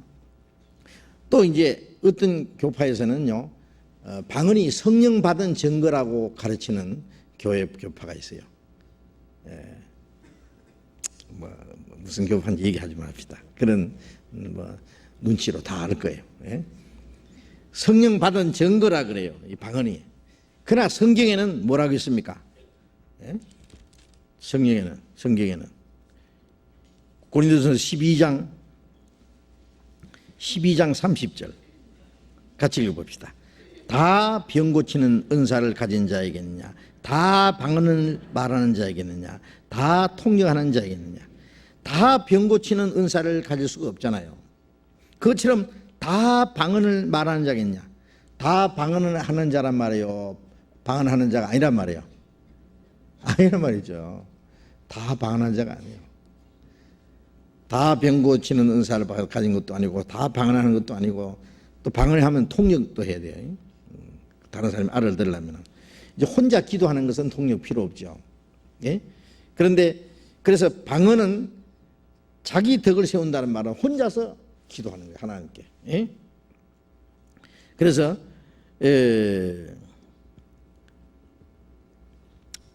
이 방언 얘기 나왔으니까요, 고린도전서 14장 14절 봅시다. 내가 만일 방언으로 기도하면 나의 영이 기도하거니와 나의 마음은 열매를 맺히지 못하리라. 만일 방언으로 기도하면 나의 영이 기도하거니와. 방언은 내 영이 그냥 기도하는 거예요. 그 기도하는 자기도 무슨 기도하는지도 몰라요. 그러니까 내 마음은 열매를 맺지 못한다는 말은 무슨 말을 하는지 모르니까 나도 그 열매를 맺지 못한단 말이에요. 그래서 19절에 보면은 그러나 교회에서 네가 18절부터 봅니다. 내가 너희 모든 사람보다 방언을 더 말함으로 하나님께 감사하노라. 바울 사도도 방언을 했습니다. 다른 사람보다 더 방언을 더 많이 말했다 그랬어요. 19절에 그러나 교회에서 네가 남을 가르치기 위하여 깨달은 마음으로 5마디 말을 하는 것이 1만 마디 방언으로 말하는 것보다 나으니라. 남을 가르치기 위해서 깨달은 마음으로 5마디 말하는 것이, 그 깨달은 마음으로 가르치는 것이요, 1만 마디 방언으로 말하는 것보다 나으니라. 그렇죠. 알아듣지 못하는 말을 1만 마디 하면 뭐 할 거예요? 깨달은 마음으로 알아듣도록 말하는 것이 훨씬 낫다. 그러니까 이 방언은 자기도 열매가 없어요. 자기도. 예? 자기 혼자서 그냥 좋아서 하는 거예요. 예. 다른 사람은 아무 유익이 없어요. 예. 이제 그 예언은 교회 되고 생각하는 게 예언이라는 것도 좀 우리가 알아야 되는데요. 초대교회는요, 초대교회 사도시대에는 우리처럼 이런 성경이 없었다는 걸 아셔야 돼요. 구약 성경은 유대인들만 가지고 있었어요. 신약은 사도들 통해서 이제 기록되고 있는 과정이에요. 사도들이 죽기 전에 신약이 다 기록돼야 돼요. 그래서 기록된 성경이 이제 여기저기 그걸 돌려가면서 읽고 있었어요. 그러니까 우리처럼 이런 성경이 없죠. 교회당 갈 때 그냥 아무것도 안 하고 모이는 거예요. 아무것도 없어요. 그냥. 예? 그러면 성경이 어떻게 배우느냐? 사도들이 12분인데 어떻게 그 많은 교회에 다 전도할 수 있겠어요? 그러니까 어떤 일이 있냐면요, 이렇게 모이면은 갑자기 성령께서 어떤 사람을 갑자기 이제 이렇게 해가지고 그 예언을 하도록 해요. 그래서 앞으로 이렇게 되리라. 죄를 책망하기도 하고 성경 말씀들에 가르치기도 하고 갑자기요. 그 예언입니다. 그런 일들이 필요했어요. 그때는. 지금은 그런 예언이 필요 없습니다. 요즘에 어떤 사람들 예언자랍시고요. 가서 이제 예언 잘하는 사람이 찾아가서 제가 어디로 지금 이스라엘 가려고 하는데 가도 좋겠습니까? 안 가도 좋겠습니까? 한번 기도해 보십시오. 그러니까 가라. 가지 마라. 이게 점쟁이요, 점쟁이. 지금 그런 무당 비슷한 사람들이 있는데요. 그게 예언입니까, 소위? 예? 예언 기도한다고요. 어떤 사람은 예언 기도 받았다 그래요, 또. 그래가지고 기도를 하는데, 이제 구원도 안 받은 사람 보고 막, 너는 하나님의 종이다. 하나님 너를 위대하게 쓰신다. 성령의 능력이 막 네가 함께 있을 거다. 그러면서 이제 예언 기도 해주면 기분 좋아가지고 마음 부흥 떠 있는데요. 좀 거짓말이에요. 예? 지금은 이 성경 말씀이 예언입니다. 알겠어요? 이 성경을 가르치는 것이 예언이에요. 지금. 그러니까 지금 뭐 초대교회처럼 어떤 사람이 갑자기 성령이 임해가지고 갑자기 무슨 예언하고 뭐 갑자기 이 성경 말씀이 우리처럼 이 성경 가르치는 게 없으니까 그렇게 적극적으로 가르치는 그런 예언은 지금 없습니다. 그거 아셔야 돼요. 누구든지 그런 게 있으면 그건 잘못된 거예요. 그러면 방언은 어떻게 되냐? 방언은 없어졌느냐? 방언은 지금 완전히 없어졌다고 할 수는 없습니다. 다만 한 가지 알아야 될 것은 이 방언은 믿지 않는 자를 위한 표적이라고 했으니까 이적 중에 가장 작은 이적입니다. 이적 중에. 그런데 그 병 고치는 것도 이적이잖아요. 그런데 하나님의 능력으로도 병 고치고 마귀 역사로도 병 고치잖아요. 마귀 역사도 병 고칩니다. 무당 구대도 병 낫는 수가 있어요. 얼마 안 가서 도져서 그렇지. 예? 그럼 이제 그 마귀도 장난하거든요. 예. 그러면 마귀 역사로도 병이 낫는데 마귀 역사로 방언이 없게 있어요? 마귀 역사로 방언이 많습니다. 그걸 아셔야 돼요. 예. 가짜 방언이 얼마나 많은지 몰라. 심지어는요 방언을요 이제 만들어내요. 그래서 할렐루야를 따라 그래요. 방언하면 할렐루야 빨리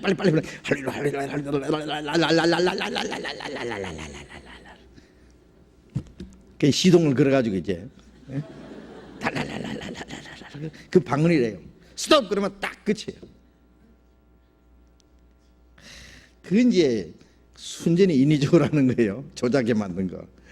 어떤 사람은 또 지 마음대로 막 마음대로 시끄러워 그냥. 아이고 참 웃기는 얘기 있었다니까요. 어떤 사람은 또 글을 막 이제 방언거리래요. 그래서 가지고 그래 이제 아무도 못 보는 게 이제 그래서 어떤 사람이 그걸 이제 번역을 해요. 방언 또 번역하는 목사님이 있었대요. 그래서 이제 막 하나님의 영광이 어떻고 무엇이 어떻고 막 번역을 해. 막 하더래요, 목사님이. 그래서 이제 그 방언 글을 가져온 사람이 뭐라 했냐면, 이거는 우리 애기 3살짜리가 써놓은 건데요. 3살짜리가 연필을 가지고 지 마음대로 그렸는데 목사님이 그걸 통역을 하는 거예요.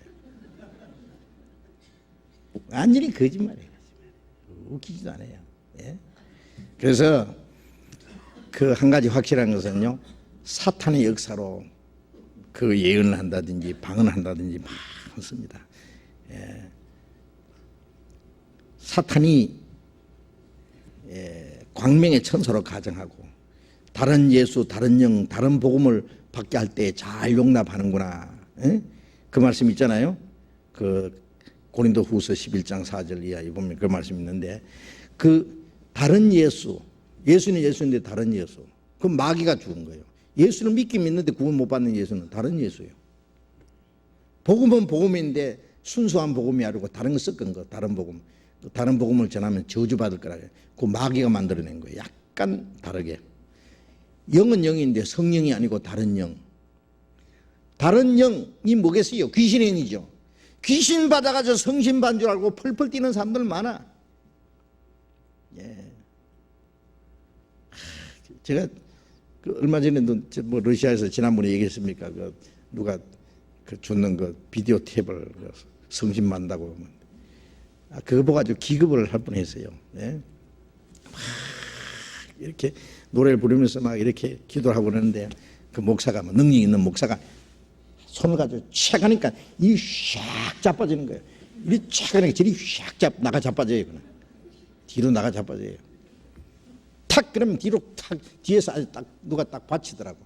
딱 갖다 대면 뒤로 탁 나가 자빠져. 아, 성령이 나가 자빠지는 성령이? 무슨 그런 장난을 하는지 모르겠어요. 참 유치해요. 예? 나가 자빠지면 골 깨지겠네, 그냥. 전부 거짓이요, 귀신이요. 근데 그런 걸 그렇게 좋아해요, 사람들이. 아주 괴상한 거. 그런 걸 좋아하는 사람은 이 성경 얘기하면 안 들어갑니다. 예. 너희들은 성신 안 받아봐서 그렇지, 체험 안 해봐서 그렇지 이러면서 자기들은 뭐 성신 받고 충만하다고. 그거 받아놓으면 그 이상 다른 거 안 들어가요. 예. 그래서 이 방언이 지금 많은 사람들이 방언을 하는데, 지금 귀신의 역사로 방언하는 게 너무 많아요. 예? 성령의 역사로 진짜 방언이 혹 있을 수 있습니다. 지금 방언이 완전히 없어졌다고 할 수는 없어요. 그런데 문제는 필요성이 없어요. 방언이 나타날 필요가 없어요. 이제 아까 질문했는 걸 제가 답을 해야 되겠습니다. 이제 여기 질문 내용은 이제 말하는 그런 것보다도 고린도전서 13장에 온전한 것이 올 때는 부분적으로 하던 것이 폐활이라고 하셨으니까, 그 온전한 것이 뭐냐? 온전한 것이 올 때라는 말. 고린도전서 13장 다시 봅시다. 13장 8절에 사랑은 언제까지든지 떨어지지 아니하나 예언도 피하고 방언도 고치고 시식도 피하리라. 이 은사 중에 최고 은사가 사랑이다는 것을 이제 고린도전서 13장이 얘기하는 겁니다. 예. 그래서 고린도전서 13장 1절에 보면은 내가 사람의 방언과 천사의 말을 할지라도 사랑이 없으면 소리나는 구리와 울리는 꽹과리가 되고, 또 내가 예언하는 능이 있어 모든 비밀과 모든 지식을 알고 또 산을 옮길 만한 믿음이 있을지라도. 산을 옮긴다는 것은 산을 어떻게 옮깁니까? 이것은 도무지 인간으로서는 불가능한 일인데, 하나님의 능력을 믿음으로써 이루어지는 것을 산을 옮길 만한 믿음이라고 하는 겁니다. 예. 믿음으로 이쪽 산이 저쪽으로 옮긴 일은 한 번도 없습니다, 아직도. 예? 그렇죠? 예. 믿음이 있으면 뽕나무들이가 뿌리가 빠져서 바다에 심기를 하는데, 아직까지 뽕나무 뿌리 빼가지고 바다에 심는 사람 한 사람도 없습니다. 이게 뭐냐 하면은요, 예? 도무지 인간으로는 불가능한 것인데 하나님의 능력으로, 예? 이루는 것을 그렇게 표현한 겁니다. 산을 옮길 만한 믿음이 있을지라도 사랑이 없으면 내가 아무것도 아니요. 내가 내게 있는 모든 것으로 구제를 하고 또 몸을 불살하게 내어줄지라도 사랑이 없으면 아무 유익이 없느니라. 아니, 모든 것으로 구제하고 몸을 불살하게까지 내어주는 사람이 어떻게 사랑이 없이 할 수 있어요? 사랑이 없이도 할 수 있단 말씀이요, 없단 말씀이요? 예? 있다는 말씀입니다. 아니, 사랑이 없이 모든 것을 구제하다니, 몸을 불살하게까지 내어준, 죽는 데까지 내어주는 사람이 사랑님께서요. 자기 나름대로 있겠죠. 그러나 여기서 말하는 사랑은 고린도전서 13장 4절부터 나오는 사랑입니다. 이 사랑은 그리스도의 인격입니다. 바로. 예? 모든 것으로 구제하는 사람도 있어요. 주님이 말하는 이 사랑 아니면서 인간적인 사랑으로 자기 몸을 불살하게 내어주는 사람이 있어요. 그게 자기 용기든지 영웅심이든지. 그러나 사랑이 없으면 그게 아무 유익이 없다, 소용이 없다고 말해요. 방언을 해도 예언을 해도 산을 옮길 만한 믿음이 있어도 모든 그 구제를 해도 자기 몸을 죽도록 내어줄지라도 사랑이 없으면 아무 소용이 없다. 그러면 이 사랑이 도대체 뭐냐? 그 사랑의 정의가 쭉 이제 4절부터 7절까지 그 사랑의 내용이 나옵니다. 이것은 구원을 받은 사람의 예수 그리스도의 인격이요, 인격. 바로 이것은 하나님은 사랑이시라 그랬잖아요. 예수님은 하나님의 사랑의 화신이요. 예. 그 하나님의 사랑을 받은 사람이 성령의 열매는 사랑과 성령의 열매로 이 사랑의 열매가 맺어요.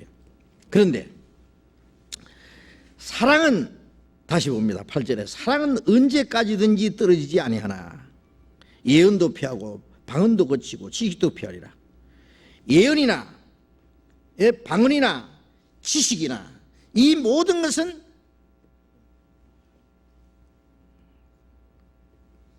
불완전한 것이고 그리고 한시적인 겁니다. 이거는 언젠가 없어질 것이다. 그러나 사랑은 영원한 겁니다. 영원히 없어지지 않는 거예요. 영원히 없어지지 않는 거예요. 그래서 우리가 부분적으로 알고 부분적으로 이해하느니 온전한 것이 올 때는 부분적으로 하던 것이 폐하리라. 지금 우리가 주님을 지식도 우리가 아는 지식도 아주 부분적인 겁니다. 예. 우리가 하는 모든 그 일들도 지금은 이제 부분적인 거예요. 아주 불완전한 데서 점점 완전한 데로 나아가고 있는 거예요. 가장 완전하고 영원한 것이 뭐냐? 사랑이다. 예? 그래서 온전한 것이 올 때에는 부분적으로 하던 것이 피하리라. 온전한 것이 올 때가 언제예요? 지금 우리가 구원받고 나서 주님의 사랑이 점점 이루어집니다. 그리스도의 인격이 우리 안에 주님의 사랑이 우리 안에 점점 이루어져요. 예? 처음에 10%, 20%, 30%, 40%, 50%, 60%, 70%, 80%, 어떤 사람은 90%, 아마 100%는 주님이 오실 때 이루어지겠죠. 점점 온전해져요. 예?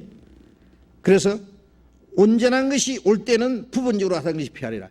주님이 오실 때 완전해집니다. 이거는 아까 질문한 말씀대로 주님이 오실 때 가장 완전해져요.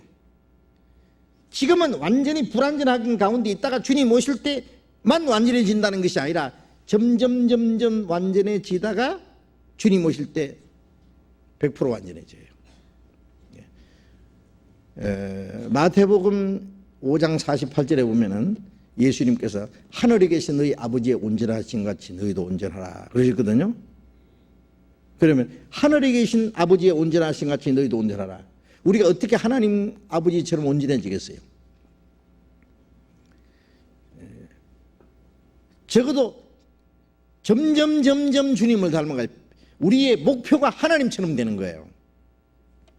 하나님의 형상대로 사람을 창조하시고 하나님의 그 아들을 보내시고 하나님의 생명을 주신 것은 그 아들의 형상을 우리에게 이루기 위해서 하나님처럼 영생을 얻고 하나님처럼 영광을 얻기 위해서는 우리가 모든 것이 하나님처럼 돼가야 돼요. 점점 적어도. 예? 하나님의 자녀는 하나님 아버지처럼 점점 온전해져야 됩니다. 여기서 이제 우리가 아주 심각한 문제인데요. 구원받은 후에요. 예, 구원받아서 천국 갈 수 있으니까 이제 뭐 아무렇게나 살아도 된다. 어림도 없는 말씀입니다. 그런 게 어디 있습니까? 예? 우리가 천국에 들어가기 위해서 하나님처럼 영원히 살기 위해서 하나님처럼 영광을 얻기 위해서 우리가 구원을 받았는데요. 그러기 위해서는 하나님 자녀처럼 살아야 돼요. 하나님의 자녀처럼 점점 온전해져야 돼요. 천국에 들어갈 사람처럼 살아야 돼요. 그 영광에 들어가게 합당한 사람처럼 살아야 돼요. 그러니까 적어도 점점 온전해져야 돼요. 예? 사람하고 짐승하고 어릴 때는 비슷해도요, 같이 기어다니고 같이 똥 싸고 오줌 싸고 아무거나 주워 먹고 그렇지만 조금씩 크면서 짐승하고 사람하고는 완전히 달라요. 그렇잖아요.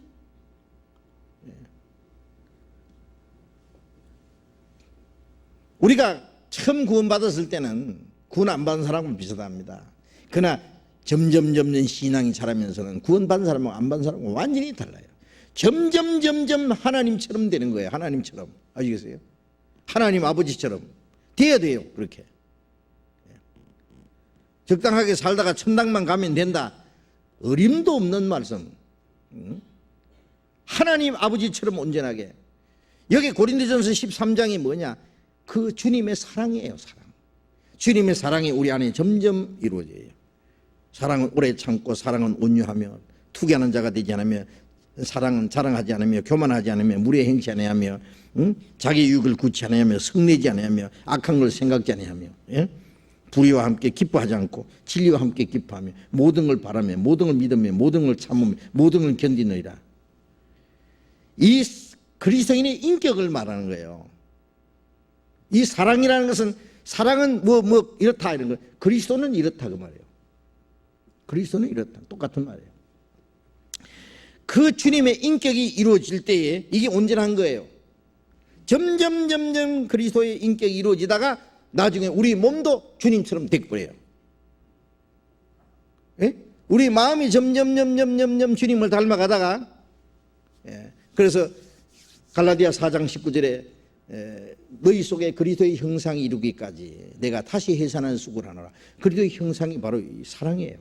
한마디로 말하면 예? 그리스도의 형상이 점점 이루어지다가 나중에 육신까지 주님의 형상을 입잖아요. 예? 우리 몸까지. 예? 그래서 여기서 이제 우리는 가만히 있다가 주님 오실 때 갑자기 변하는 그렇게만 생각하면 안 됩니다. 예, 군뱅이가 하루아침에 매미가 되는 게 아니에요. 점점 매미가 돼가요. 좀비. 그러다가 나중에 허물을 탁 붙고 매미가 날아가 버려요. 예. 금방 매미가 되는 게 아닙니다. 매미가 되는 과정이 있습니다. 그것처럼 우리의 마음이 점점 그리스도를 닮아가다가 나중에 이제 육신까지 주님같이 변화되는데 이것이 이제 온전하게 되는 걸 말합니다. 여기 고린도전서 13장은요, 예, 부분적으로 예언하고 부분적으로 알고 부분적으로 하다가 온전한 것이 올 때는 부분적으로 하는 게 피하리라. 이 말씀은 주님 오실 때 무조건 피한다 이런 얘기가 아니라 점점 완전해지다가 주님 오실 때 완전해진다. 그러면 이제 부분적인 것은 다 필요 없게 된다. 그런 말씀입니다. 그래서 이 말씀이 아주 중요한 내용인데 그래서 사랑은 영원한 것이다. 사랑은 가장 완전한 것이다. 사랑은 영원히 없어지지 않는 것이다. 그래서 이제 13장 13절에 믿음, 소망, 사랑 이 세 가지는 항상 있을 것인데 그 중에 제일은 사랑이라. 천국에 가면 믿음도 다 이루어지고 소망도 다 이루어지죠. 사랑은 영원히 계속되는 거예요. 네? 그리고 이제 그 다음에 11절에 보면은 내가 어렸을 때는 말하는 것이 어린아이와 같고 깨닫는 것이 어린아이와 같고 생각하는 것이 어린아이와 같다가 장성한 사람이 되어서는 어린아이의 일을 버렸노라. 장성해서는 어린아이를 버렸다. 장성, 신앙이 장성하는 겁니다. 장성. 네? 그래서 여기에 이제 질문이 온전한 것이 올 때라는 것이 주님 재림 때를 말하는 것이기 때문에 예수님 재림 때까지 방언을 하는 것이 옳다고 하십니다. 자세히 말씀해 주십시오. 옳은 것 같지만 옳지 않습니다. 왜 그러냐면은 신앙적으로도 우리가 아주 어릴 때, 유치할 때 사실은 이 방언 같은 게 나타나요. 이적 같은 게 필요합니다. 신앙이 좀 성장하면은 방언 같은 거는요, 그냥 애들 장난감이에요. 그거 내버려버려요.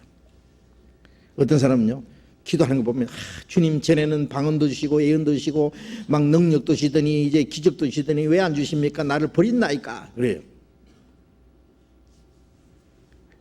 어떤 여자가요, 그 남편한테 그래요. 전에는 뭐 구리무도 사다 주시고 뭐 빵도 사다 주시고 아이스크림도 사다 주시고 하시더니 요새는 아무것도 안 사다 주시니 나를 버렸나이까.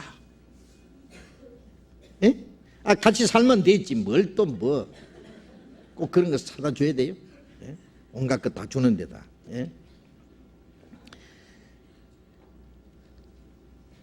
우리 신앙이 어릴 때 이런저런 은사 같은 거 크게 여깁니다. 우리 신앙이 성장하면 그건 아무것도 장난감처럼 여깁니다. 알겠어요? 예. 그리고 이제 교회적으로도 교회가 성장하면은요, 이제 그런 이적이 걸 중요히 여기잖아요. 이적은 별 필요성이 없어져요. 처음 갈 때요, 뭐 이렇게 화살표 놓고 인천 뭐 절에 가면은 뭐 대전 아니면 뭐 저기 강릉 뭐 이렇게 이제 길 가다가 이 표시 있잖아요, 사인이. 처음 가는 길에 그런 게 필요하지. 길을 익숙하게 아는 사람은 그거 표지 안 봅니다. 필요 없어요. 성령이 있는지 없는지 모르는 사람, 처음 신앙에 시작하는 사람, 이런 사람에게 성령도 계시고 이런 거 저런 거, 지금 우리처럼 성경을 가진 세대가 아니니까 처음 시작할 때 초대교회에 제일 필요했어요. 그게. 나중에 이제 성경이 다 기록되고 이제는 기록된 이 성경이 전해지고 그렇잖아요. 지금 예언 필요 없잖아요. 방언도 별 필요 없어요. 지금 어디에 막 성경도 없고 하나님도 모르는데 참 복음이 전해진다면은 그게 혹 어떤 기적이 필요할지 몰라요. 우리에게 그런 게 필요합니까? 그런 거 보고 믿습니까, 누가? 우리는 그런 거 믿지 않아요. 그런 거 보고 믿는 게 아닙니다. 우리는 성경을 보고 믿습니다. 이적을 보고 믿는 믿음이야말로 가장 유치한 믿음이고 불완전한 믿음이고 위험한 믿음이에요. 우리는 말씀을 통해서 믿는 겁니다. 그래서 이 교회적으로도 성장하면은 이런 부분적으로 하던 것이 점점 없어져 버려요. 점점 없어져 버려요. 아시겠습니까? 교회가 점점 온전해. 우리 개인적으로 신앙이 성장하고 교회적으로 신앙이 성장하고 시대적으로 우리 시대만큼 성경 많이 아는 시대가 없어요. 우리 시대는 아주 자신 있는 것은 우리가 성경을 제일 많이 안다고 자부할 수 있어요. 그럼 우리가 과거에 어떤 성도들보다도 믿음이 좋아서 더 많이 아느냐? 그건 아니에요. 시대적으로 성경을 가장 많이 알 수밖에 없는 시대에 살아요. 왜? 우리 시대는 이제 성경이 거의 다 이루어지고 우리도 지금 모르는 말씀이 있어야지. 그건 가만히 놔둬야 돼요. 그때가 돼야 풀어지는 게 있어요. 어쨌든 우리 시대에 와서 성경이 가장 많이 이루어지는 시대이기 때문에 우리가 성경을 제일 많이 아는 거예요. 알 수밖에 없는 시대적으로. 그러면은 초대교회는 성경도 없고 우리처럼 성경을 모르는 시대에 그걸 보충하기 위해서 여러 가지 그 이적이 필요했어요. 부수적인 것으로서. 이해되십니까? 그러나 점점 온전한 것이 오면서 부분적으로 하던 게 피하리라 그런 말씀처럼 점점 없어져 버린 거예요. 그런 것이. 지금 우리 교회 방언 필요합니까? 방언 필요 없어요. 예언 필요합니까? 물론 필요 없어요. 병 고치는 능력 필요합니까? 그리스도인들이 하나님이 우리 유익을 위해서 지금도 병 고쳐주십니다. 우리가 기도해서 하나님이 병 낫게 해줄 수 있습니다. 어떤 사람은 병이 있는 것이 하나님 뜻인 사람도 있어요. 어떤 사람은 병 낫는 것이 하나님 뜻이지만 어떤 사람은 죽는 것이 하나님 뜻인 사람도 있어요. 똑같이 감옥에 갇혔는데, 야고보는 며칠 전에 목자를 죽었는데 베드로도 똑같은 케이스로 감옥에 갇혔는데 왜 베드로는 천사를 보내서 건져냈어요? 베드로 믿음이 더 좋아서 그랬습니까? 야고보는 믿음이 없어서 목자를 죽었습니까? 아닙니다. 야고보는 목자를 죽는 것이 주님의 뜻이에요.